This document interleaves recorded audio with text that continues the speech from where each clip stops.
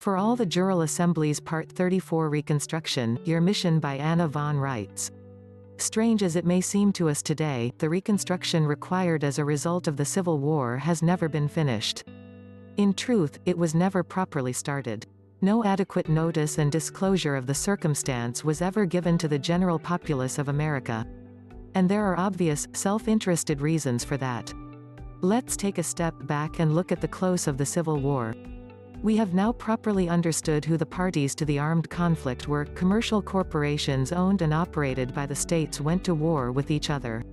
These entities operated as, for example, the state of Ohio, the state of Florida, the state of Wisconsin and so on, chose sides and fought, but this was a private sector quarrel among corporations, as if General Electric and Westinghouse hired mercenaries and solicited volunteers and got into an armed conflict in the middle of the village green. As such, it was a patently illegal and lawless event, and by definition, there could be no actual declaration of war, no peace treaty, and no actual victory. The idea behind the Articles of Confederation was to create an internal alliance of capital business interests devoted to the welfare of all the states and people. This is why the Articles of Confederation, which sought to bind together the commercial corporations operating as an instrumentality of each state in the global municipal jurisdiction overseen by the office of the Roman Pontiff, proposed to be a perpetual union. From the very first, it was realized that if commercial interests were in conflict such that the states of states opposed each other, and this schism was allowed to spread far enough, it would endanger the entire country. So the founders were at pains to impress upon the states of states the necessity of working together for the common good and maintaining the perpetual union of the original confederation, and a united front in the global municipal jurisdiction. Unfortunately, agent provocateurs, as we now know, members of the Rothschild banking cartel and other European banking interests, kept watch for an issue that might create such a schism between the state-of-state commercial corporations, and they found it slavery. The last Congress of the Federal States of States adjourned for lack of quorum when the Southern States of States walked out. The deputies known as United States Senators, who were essentially the CEOs and fiduciaries of these commercial corporations, could no longer conduct business. The remaining delegates representing the northern commercial corporations collaborated with the British territorial government to continue operations under the guise of acting to preserve the Union and the Constitution, meaning the territorial constitution and its role for the British King as trustee over our naval and trade and commercial activities. The entire war was fought by colluding American commercial corporations and foreign interests and had nothing to do with our actual states and people, except that the conflict was fought illegally on our soil. Many of our people were killed, maimed, and otherwise harmed. The federal state-of-state commercial corporations were decimated, and the British-backed territorial branch of the original federal government installed itself as a military junta. Even Ulysses S. Grant was stunned when, after the end of the hostilities, he arrived in Washington, D.C., and realized the extent of the manipulation, corruption, and hypocrisy involved in promoting the Civil War. As a man and a soldier, he had been sure of his moral cause throughout the actual fighting, only to discover that slavery was never the actual issue at all, and that those who now claimed victory were intent on creating a new kind of slavery, public slave ownership, instead of private slave ownership.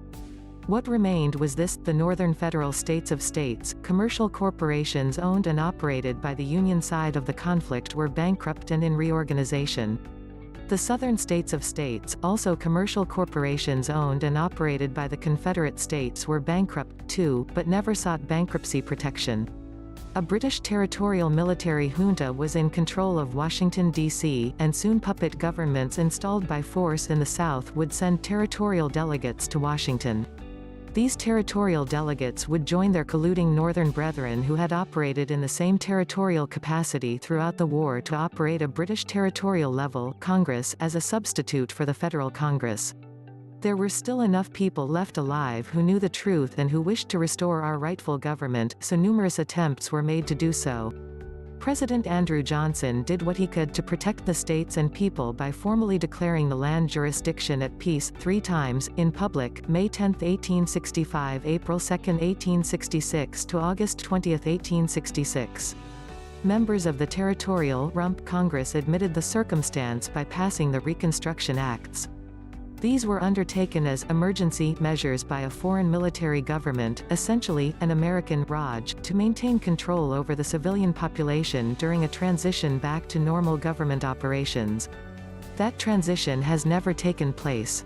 The vast bulk of the Reconstruction Acts have never been repealed and are still in full force and effect. The Reconstruction Acts, which were supposed to be temporary measures, violated the original constitutions at least 5 different ways, but the 3 most immediate violations did 3 things that we still struggle with today. Article 4, Section 4 was violated when, under the Reconstruction Acts of the Territorial Congress, the actual Southern states were denied their Republican form of government and control of their own soil jurisdiction after the end of the war. Article 1, Section 8, Clause 17 was violated by the Territorial Congress unlawfully exercising exclusive legislative power outside their districts. Article 4, Section 3 was violated when the Territorial Congress formed territorial states of states to replace and substitute for the federal states of states. The sum total result of all this is that the federal government, 3 levels of subcontracting commercial corporations that are supposed to be providing our states and people with good faith service, have been operating unlawfully and illegally ever since. Remember that there are in fact 3 branches of the federal government, all composed of either our own or foreign commercial corporations in the business of providing governmental services.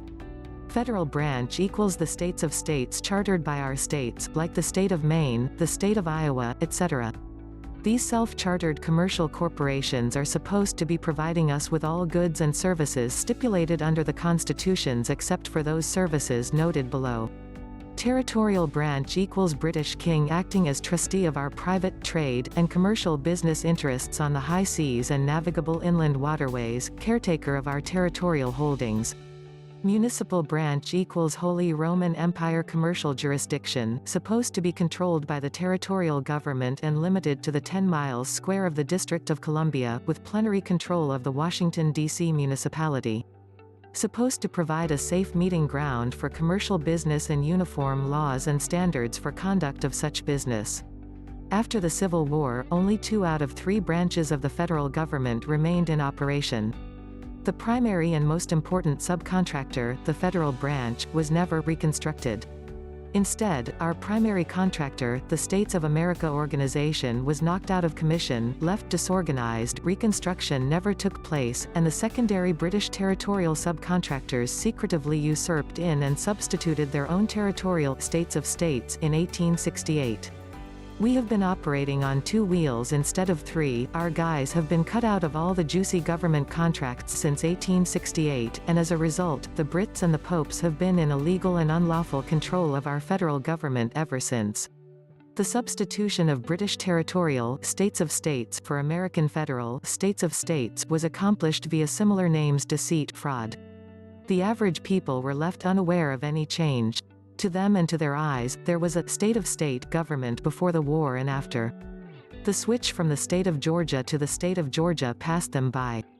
In the same way, the switch from the unincorporated American holding company doing business as the United States of America, which is another level of our American government entirely, was deliberately confused by the introduction of a Scottish commercial corporation doing business as the United States of America, Incorporated, as of 1868, so as to illegally access our credit and make it appear that we were bankrupted, when in fact no unincorporated entity is eligible for bankruptcy protection.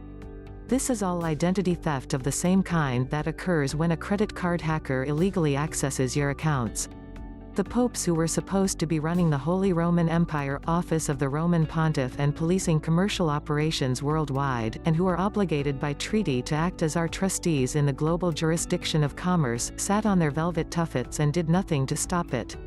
Instead, they happily profited themselves and helped organize the expansion of the fraud. The British kings ordered the members of the territorial government to keep mum about it, see 18 U.S.C. 472. The military was told that all this was a matter of national security. What it is really a matter of is gross breach of trust, treaty violations, theft, embezzlement, fraud, inland piracy, racketeering, and other crimes by treaty allies against the interests of the American states and people.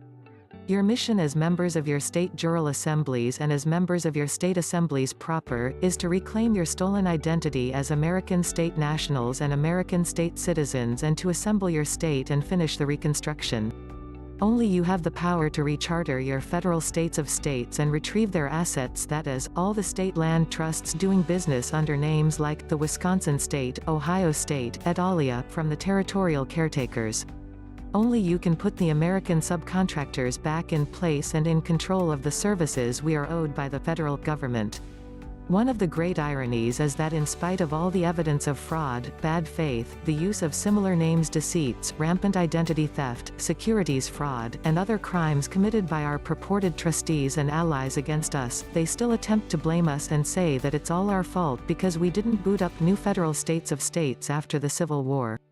Well, folks, let's put that complaint to rest, act in our actual capacity as state nationals and state citizens, and do the work of Reconstruction, create our own American subcontractors to do the principal share of work as assigned under the actual federal Constitution.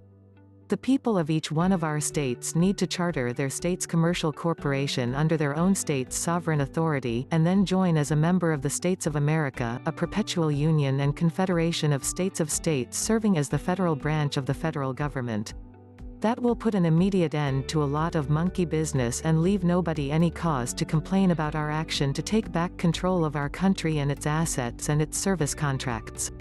Also, acting as the people, as members of our state assembly and our state Jural Assembly, we can address the multitude of international crimes which have been practiced against us. Please hit subscribe, like, share, embed, and get ready for many more Anna von Reitz videos.